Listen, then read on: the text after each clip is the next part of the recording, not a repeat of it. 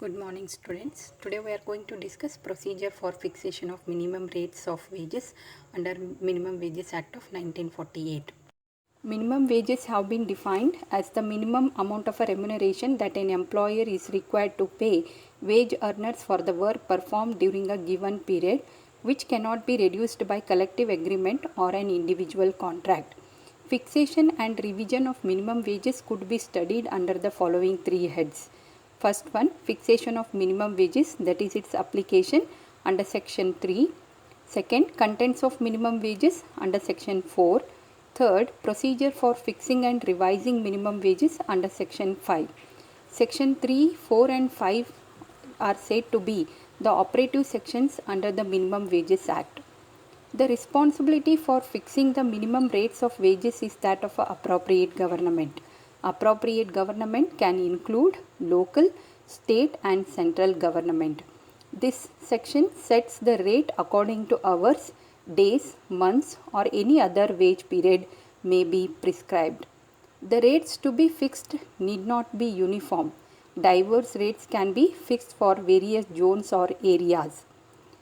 Under section 3, clause 1, subclause A, appropriate government shall fix the rate for the employment specified in part 1 or part 2 of the schedule or added to either part of the notification, or the appropriate government shall fix the minimum rates of wages for that part of the state or for any class or classes of the employment specified instead of fixing for the whole state under the same provision.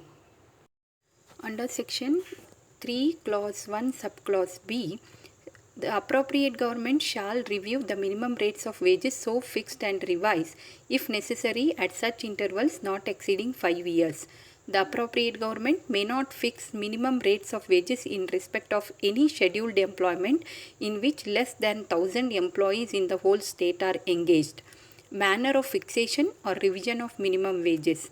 According to section 3, clause 2, the appropriate government may fix minimum rate of wages for time work known as minimum time rate, piece work known as minimum piece rate, a guaranteed time rate for those employed in a piece work for the purpose of securing to such employees a minimum rate of wages on time work basis, and a overtime rate, that is minimum rate whether a time rate or a piece rate, to apply in substitution for the minimum rate which would otherwise be applicable in respect of a overtime work done by an employee.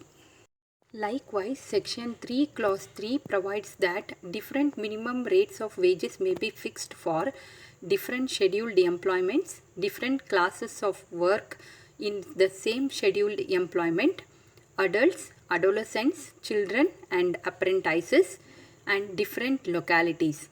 Further, the minimum rates of wages may be fixed by any one or more of the following wage periods, namely by the hour, by the day, by the month, or by such other large wage periods as may be prescribed. Constituent of minimum wages. The minimum wages under section 4 must be in compliance with the cost of living index of the employees. The policy formulation regarding minimum wage happens only after due deliberation on the following. First one is, the minimum wage must be in compliance with the cost of living index of the employees. Second, the basic wage rate with or without the cost of living allowances along with the authorized cash value of concessions pertaining to supply of essential basic commodities at subsidized rates. Third, an all-inclusive rate allowing for the basic rate, the cost of living allowances and the cash value of the concessions, if any. And the fourth, the cost of living allowances and the cash value of a concession in respect of supplies essential commodities at concessional rates shall be computed by the competent authority at such intervals and in accordance with such directions specified or given by the appropriate government. Procedure for fixation for minimum rates of wages. Section 5 of the Minimum Wages Act of 1948 provides procedure for fixing minimum rate of wages in respect of any scheduled employment for the first time, or in revising minimum rates of wages. The appropriate government can follow either of the two methods described below. One is committee method and the second one is notification method. Committee method. Under this method, committees and subcommittees are set up by the appropriate governments to hold inquiries and make recommendations with regard to fixation and revision of the wages as the case may be. Notification method. Appropriate government by notification in the official gazette publish its proposals for the information on persons likely to be affected theory and specify a date not less than 2 months from the date of the notifications on which the proposals will be taken into consideration. After considering advice of the committees and the subcommittees and all the representations received by the specified date in notification method, the appropriate government shall by notification in the official gazette fix or revise the minimum wages in respect of the concerned scheduled employment. Constitution of boards and subcommittees. Advisory Board. Section 7 of the Act suggests the formation of the said board. This board is going to be appointed by the appropriate government. It is going to advise regarding the living cost indices, the requirements, and it is going to coordinate the work of the committees and subcommittees appointed under Section 5.